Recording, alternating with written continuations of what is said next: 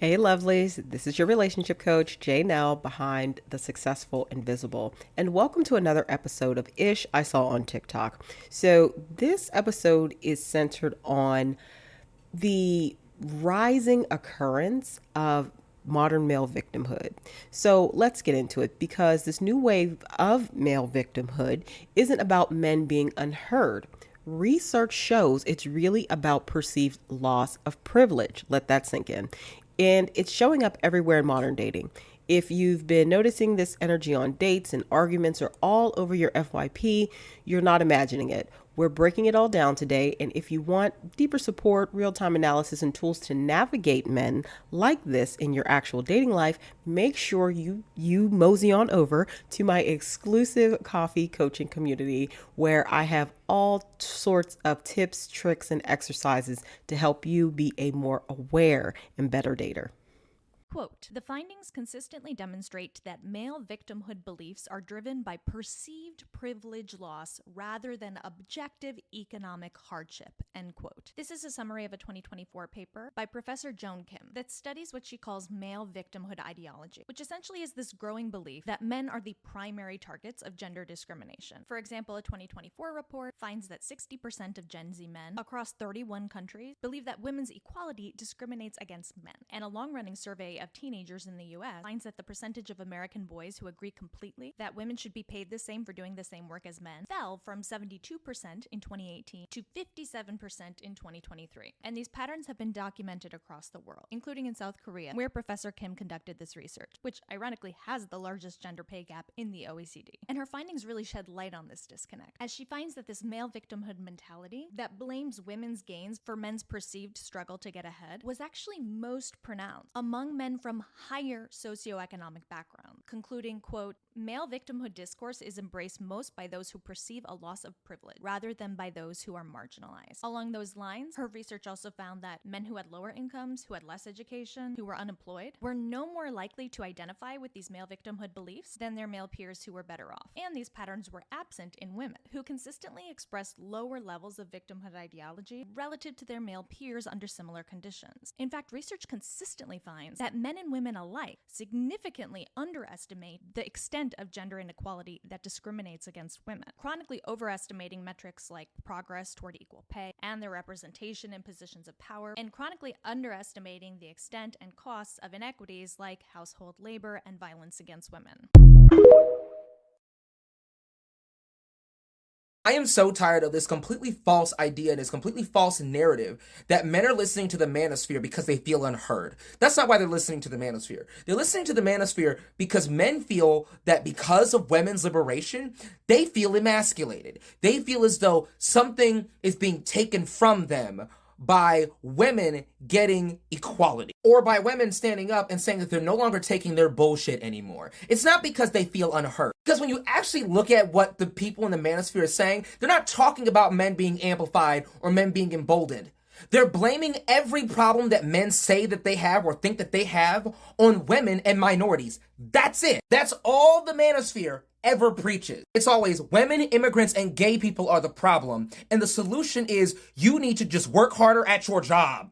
You need to work harder at your job and you need to go pump some iron. That's gonna make you feel like a man. You need to go into sales because that's a real man's job. I also find it funny how the job that these people say is the real man's job is when you are basically manipulating somebody into doing something that most likely they don't want to fucking do. Then pretty much 9 times out of 10, the manosphere directly segues, or is a direct pipeline, a slip and slide into fascism. And these manosphere pundits will say that the solution is to limit women's rights and secure a future for, that they need to manipulate women into sleeping with them and getting them pregnant and all this other BS. But also, men feeling unheard. Why is it that I've been in so many spaces, especially on the internet, where it's nothing but men. It's an entire sausage fest. Like, I've been uncomfortably in abortion debates and abortion talks where there is not a single person with a uterus present. And then when I bring that up, I'm the bad guy. I'm the virtue signal. And when you try to sit here and state that, oh, well, men are only listening to these people because they feel unheard, or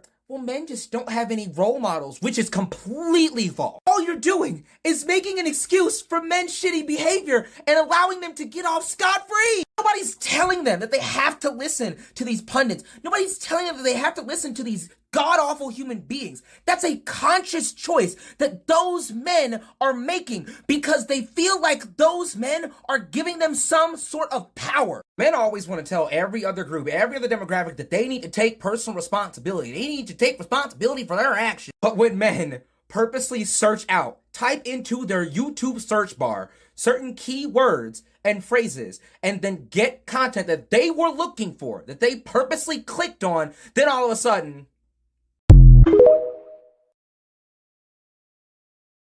things men don't want to hear, part 5. A lot of us men don't like feminists or feminism because we feel like it's an attack on our masculinity. And that's because so much of our masculinity is rooted in the oppression of women. And because feminism seeks to liberate women from that oppression, we feel attacked. I know I didn't want to hear that.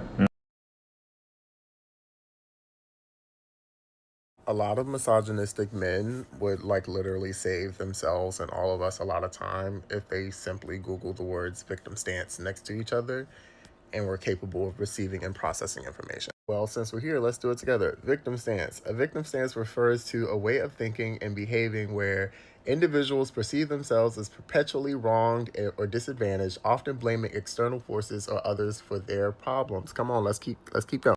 Lack of responsibility. Individuals in a victim stance often avoid taking responsibility for their own actions and choices, instead attributing their situations to outside factors. Does that sound familiar? Does it sound familiar? Blaming others. They tend to see themselves as victims of external circumstances, constantly blaming others for their misfortunes. Negative self-talk. They may internalize negative thoughts about themselves and their abilities, reinforcing the belief that they are helpless and powerless. This post under this nonsense about Tory Lanez, a convicted person, he's convicted for assaulting a woman. Black men are the target and always have been. Protect yourself and watch your circle. Difficulty with problem solving. The focus on being the victim can hinder their ability to identify solutions and take proactive steps to improve their situation, like maybe not toting when you are on probation. No. Resentment and anger and perceived lack of control. I ain't even got to get into that one because those are blatant. You're not a victim, sweetie. You have agency. You're making choices that are putting you in the situations you're in a lot of the times.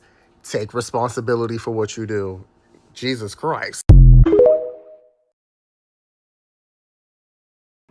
Let's jump into my favorite part of all of the content I post on YouTube. And that's just my thoughts, where I get to kind of express what I feel about whatever we have read or gone over. So let's get into it. All right, so let's jump into it.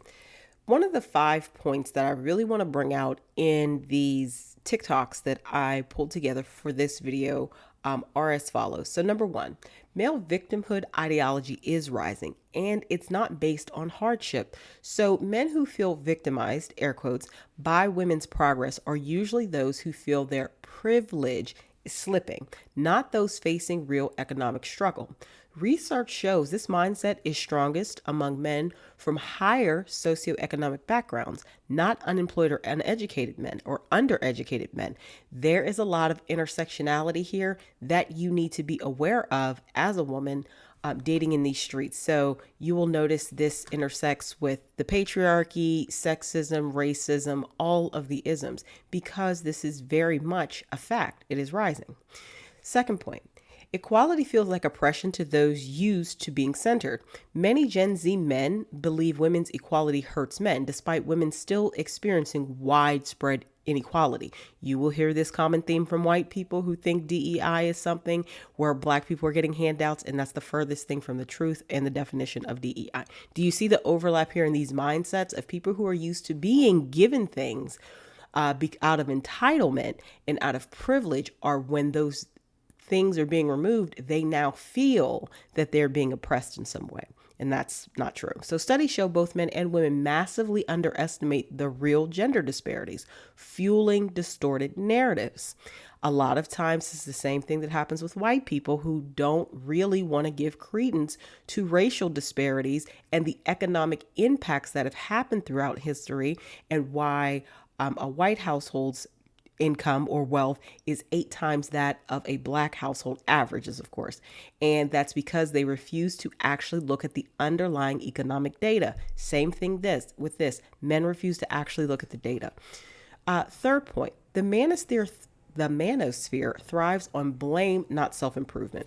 Influencers, the Andrew Tates, and the Scott Petersons and all of these men push messages that blame women, immigrants, and LGBTQIA plus people for men's dissatisfaction instead of teaching accountability, self-reflection, emotional development, emotional maturity, regulation of one's own emotions, etc.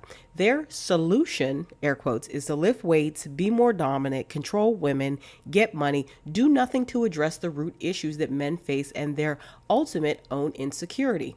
You can see this very much on the other side of racism in our current socioeconomic environment. The people who are feeling slighted, but that's not genuinely happening, are doing everything but having any points of self-reflection about the true root cause and the nature of these problems, and it's not helping them at all. Fourth point, men aren't drawn to the manosphere because they're unheard. Men participate because women's liberation feels like a loss of masculine identity, not because society is silencing them. Society has never silenced men. Across the ethos, okay? We have lived in a colonizer, patriarchal society for many thousands of years all over the world. There are a few matriarchal societies that still exist, but those ideologies have in large and in part gone away because of what we currently live in, the world we currently live in. In reality, men dominate public discourse, including spaces like abortion debates, where they hold the mic even without lived experience or any understanding of the true cost. So it's not that men feel unheard. Men don't like that women now have the ability to not have to deal with them if they don't want to. And men by far who feel that they're being victimized, they feel entitled to women's labor. Please watch my video on men and labor. And if they can only reach success if they are getting unpaid labor for someone else to help them manage their lives. That's the truth of it. Men not being able to get wives and attract a woman to deal with them, it all stems back to they cannot succeed on their own. So all that they're great, they're providers is bullshit because many of them are unable, not developed, poorly raised, poorly trained, men of low character, whatever the case may be. They cannot succeed on their own because if they could, they would be succeeding, even though they have male privilege and many times white male privilege. These men are not, they're refusing to acknowledge that they can't be successful on their own and they need to harm some woman through, unpaid labor and basically treating her like a servant for them to manage the woman to manage their lives for the men to win. And the fifth point, victim stance, a psychological pattern many men exhibit. This is an actual word that people need to understand how sharply it applies. A victim stance is defined by blame shifting, refusal to take accountability, and creating narratives when they are perpetually wronged. This is what men do. This is what racists do. This is what any group who thinks their whole downfall is because of another group participate in.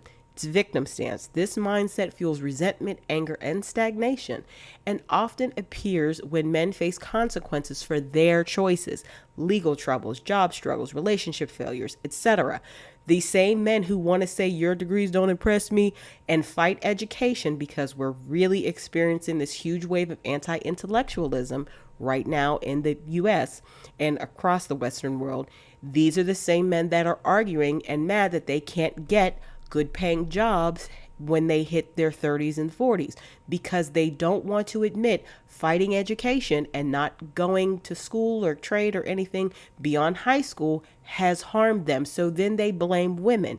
It's called victim stance. They refuse to take accountability for their own roles and actions in the failure of their own lives. They are perpetually a victim, and it's going to, it many times when men feel that way, they lash out in anger, and which we see femicide and violence against women increasing. So it's very important. I say this definitely from a relationship coach perspective. It's very important for the women that I work with are always on guard, always paying attention to what they hear when a man says it, especially in the talking and initial stages. If he feels comfortable saying something violent, threatening, derogatory, foul, loose, or just off-putting, that is who he really is. He's testing the waters. Do not ignore that. So I wanted to do this video to really kind of break down the mindset of this, but also to help women become more aware. When you hear it the first time, cut that man off. He's not joking.